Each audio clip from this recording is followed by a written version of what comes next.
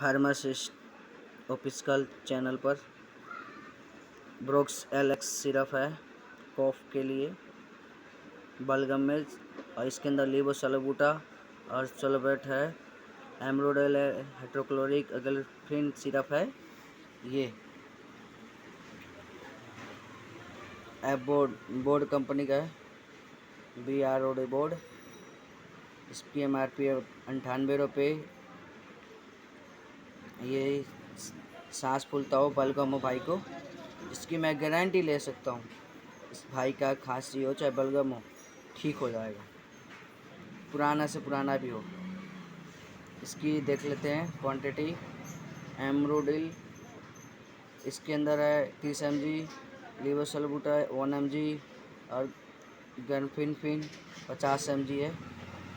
ये एक ढक्कन 10 ml लेंगे सुबह शाम, और छोटे बच्चे को ना दें, सिर्फ बड़े के लिए हैं, 18 से उम्र ज़्यादा वाले को, उसके लिए खान